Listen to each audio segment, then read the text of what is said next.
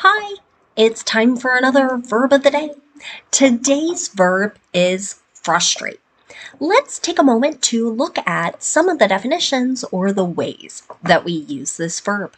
The first way you might hear frustrate used is to mean to prevent an attempted action from progressing, succeeding, or being fulfilled.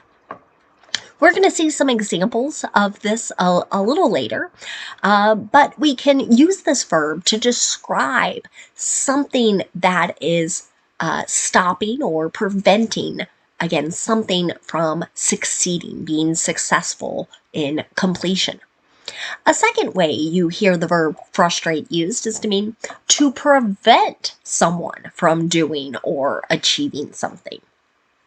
With the second definition, my mind immediately went to my young nephew, who's almost 2 years old. And like a normal 2-year-old, sometimes he wants to get in places where his parents or other adults do not want him to be. And if we kind of stop him from getting into those places, right, it frustrates him. It prevents him from doing or achieving what it is he wants in that moment. Related to that is the third definition. So the third way frustrate gets used is to cause someone to feel upset or annoyed. So as we prevent our nephew from maybe climbing on stairs unsupervised or doing something like that, right? He can feel kind of upset or annoyed that he is being prevented from achieving something. You should know the verb frustrate is a regular verb. To make the progressive form of this verb, we're going to drop the E and then we're going to add ing to form frustrating. The past tense and participle forms of this verb can be made by just adding the letter D, since this verb already ends in an E. Our base verb, frustrate, ends in a T sound. This means when I add the ed ending, I'm going to add an extra syllable to the word. So I'm going to make an id sound with that ed. So it should sound like this: frustrated, frustrated. You might be happy to know there are no phrasal verbs that we need to discuss today. So instead, we'll focus on making our verb in a couple different verb tenses. Today, we're going to practice the past perfect and the present progressive. Let's start with the past perfect. We use this verb tense to talk about a completed action in the past. But what makes it different from the simple past tense is that I'm trying to note that this action occurred before another action or before a certain point in time. And the way I indicate that is by using the past form of have, which is had, and then I use the participle form of my verb. Okay, so if it helps you remember, past perfect has two P's, so my verb is going to have two parts: had and then the participle. And that's going to be our structure no matter what our subject is. It will stay the same. Let's take a look at an affirmative example. Months of uncertainty and bickering had frustrated their supporters. I borrowed this sentence from a newspaper article talking about these earlier feelings, right? What it had caused, and eventually it started to describe current feelings. But here, I think our writer really wanted to indicate this had frustrated. That was the action that occurred earlier. Now, if you want to make a negative past perfect sentence, to do that, we start with our subject, we use had not, or the contraction hadn't, and then we use the participle form of the verb. Here's another example. The crash hadn't frustrated his dreams of competing as a professional race car driver. Okay? So it didn't sort of put an end to them, right? These dreams are still continuing. Okay? Finally, let's look at making a yes or no question in the past perfect. To do this, I start with had, then I have my subject, and then the participle form of my verb. Here's my last past perfect example. Had that tactic frustrated thieves before? So here we're talking about our first definition in preventing someone from being successful or preventing something from happening. Here we're asking if a particular maneuver or strategy here had prevented thieves from being successful in stealing things. Now, let's talk a little bit about the present progressive. Many books and many teachers call this the present continuous, and that's great. Not a problem.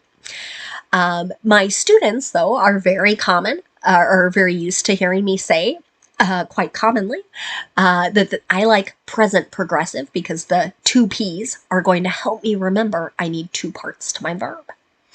So to make the present progressive, I'm using a present form of be. So that's am if the subject is I. It's are, A-R-E, if the subject is you, we, or they.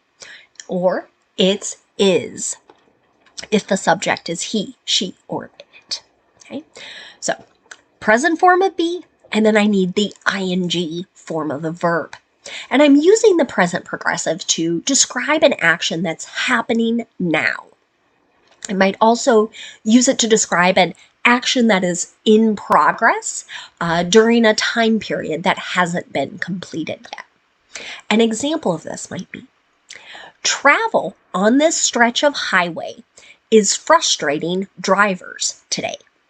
Okay, so maybe we've got an area here where there's a lot of construction, or maybe there've been a number of accidents, but for whatever reason, traveling is going very slow, right?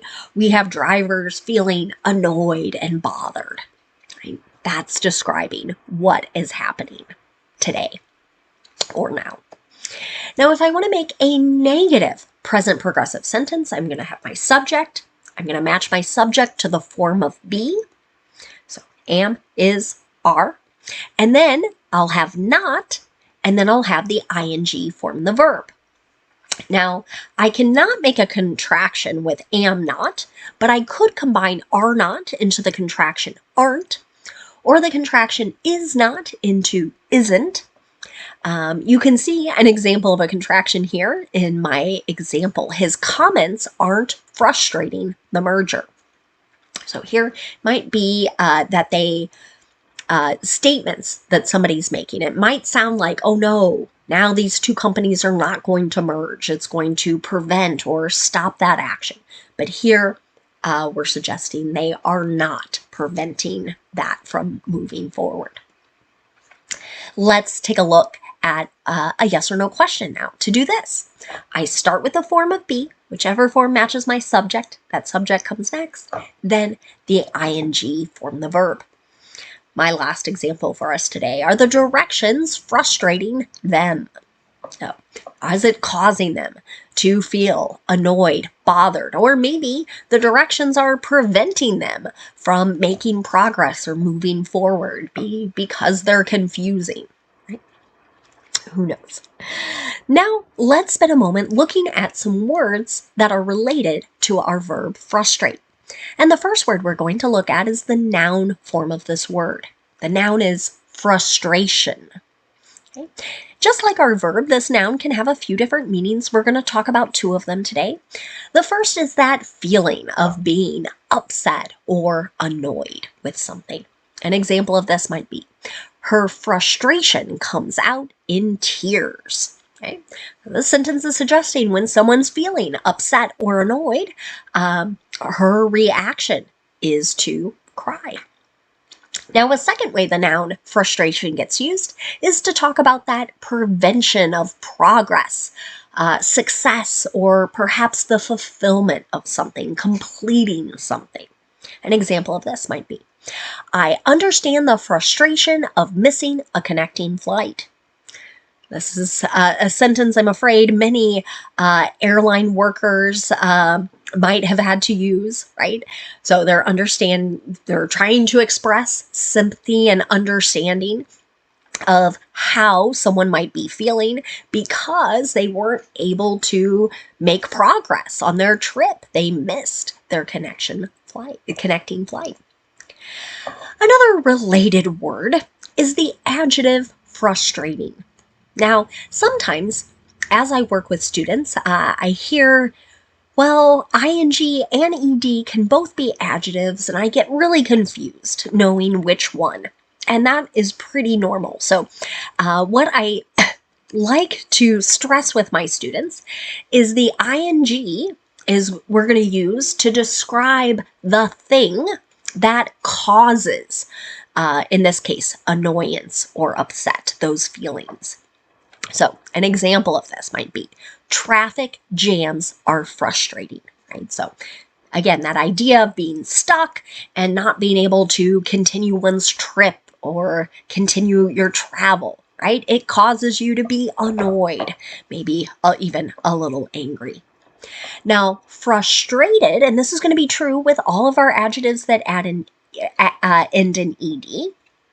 Here, we're describing generally someone, but possibly something that has the feeling, or is kind of expressing that they are distressed, upset, or annoyed. And an example of this might be, I'm so frustrated with this math problem, right? The person who is saying that, right, is saying, I have the feeling, right? This is causing me to feel annoyed or upset, right? So just to help us maybe understand that a little bit better, if I took the first sentence and I said, traffic jams are frustrated, well, I would be saying the traffic jam has the feeling, right? And that doesn't really make a lot of sense. If I said, I am frustrating this math problem, right, then I'm causing that feeling to the math problem. And again, that's not going to make a lot of sense. So ing, think causing the action. Ed, think you have the feeling. One last related word for us today, and it's the adverb frustratingly. That ly suffix is usually a really common indication that this is an adverb. So this is going to be something that's being done in a way that causes frustration, causes those feelings of being upset or annoyed. My last example sentence for us is, that was a frustratingly pointless story, right? So maybe this has happened to you where you've had somebody talk and talk and talk and tell you the story, and you get to the end and you're like, why did you tell me that? What was the point, right? So now you feel kind of upset or annoyed. So here, frustratingly is describing the adjective pointless. And don't forget, our adverbs can absolutely describe adjectives.